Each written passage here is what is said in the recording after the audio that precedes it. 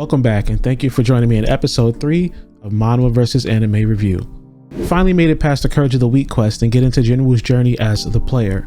Episode 3 and Chapter 11 both start with Jinwoo in the hospital after having seemingly survived the double dungeon. The anime immediately takes another weird turn, switching characters out. As you can see here, the character who entered behind Woo Jinchul is completely different in the manhwa. While he remains unnamed in the manhwa, he introduces himself in the anime as Kong Taishik. I mean, he looks a lot cooler, but still another odd character swap on the anime's part. Now, for those of us that have read the manhwa, we know exactly who this guy is. We'll talk about that in a future video. Either way, we are introduced to the Hunters Association surveillance team. We know Woo Jinchul is an important character as he was seen conversing with the Hunter Association chairman in episode 1. Oddly enough, they don't even give their names in the manhwa. They begin to go over the events and the fates of the survivors of the double dungeon, which is stated to only have 6 survivors. Just an aside, more people died in the manhwa that had 17 initial hunters versus the 13 in the anime. Inspector Woo tells Jinwoo that the White Tiger Guild rescue attempt and that they were unable to find the double dungeon, but just found Jinwoo's unconscious body on the ground. This is slightly different because in the manhwa, Jinwoo's body was actually still on the altar when it was located, so technically part of the dungeon was still there. Also, even though the White Tiger Guild is mentioned in both iterations, it is only in the anime that they chose to show us who exactly participated in the rescue attempt. This is a cool thing by the anime. If you remember in episode 1, because we know that the red-haired hunter leading the group is an S-rank hunter. Through the conversation with the inspectors, we are given extremely important information. From the information given in episode 1, we were previously led to believe that there is no way to change a hunter's rank, how much training they go through. It still remains true, but we are introduced to the concept of second awakenings. The only way that selected hunters increase their rank is to go through the awakening process a second time. It is not uncommon for them to jump as much as 2 ranks in the process. From here, the manhwa and anime pretty much go panel for panel as they discuss the second awakenings. Jinwoo's mana is measured to be a measly 10, and he talks to his sister when she visits the hospital. The anime does its multi-storytelling as we have Woo Jinchul alerting the chairman that Jinwoo did not undergo a second awakening. We have another S-rank hunter we were briefly introduced to in episode 1,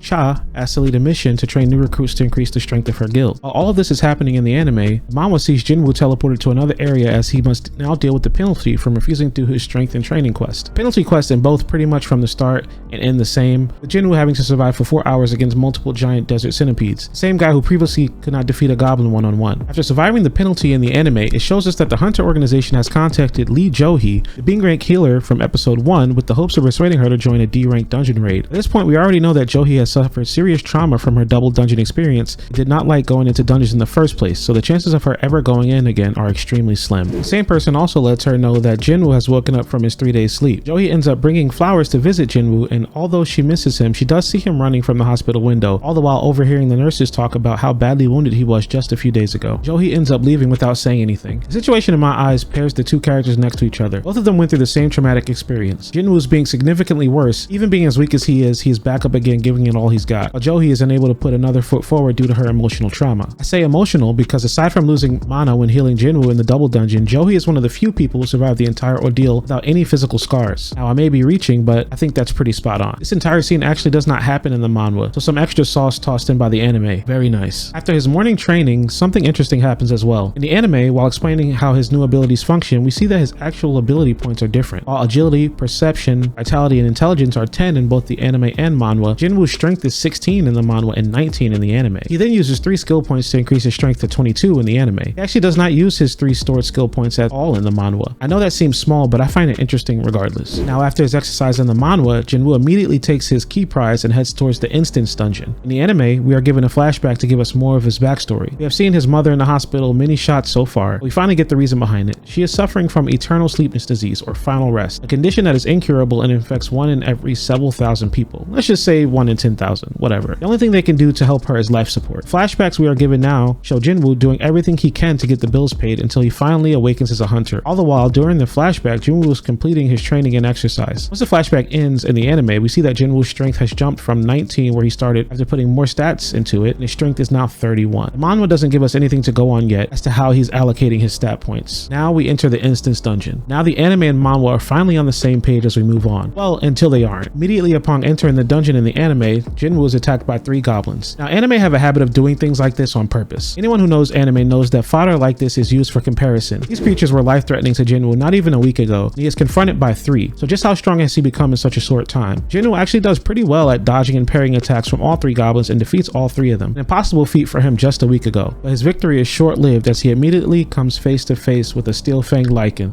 creature much stronger than the goblins and is able to shatter his dagger with a single bite. Now in the manhwa, as soon as Jinwoo enters the instant dungeon, he can sense the encounter with the lichen, and the entire goblin scene does not happen. He doesn't bring a dagger with him either. Another nice addition by the anime here. We end the episode with Jinwoo having to conquer his trauma and face the strongest creature he has ever had to face alone. How will he do? Well, I already know, and I'm sure you do, but let's just pretend here.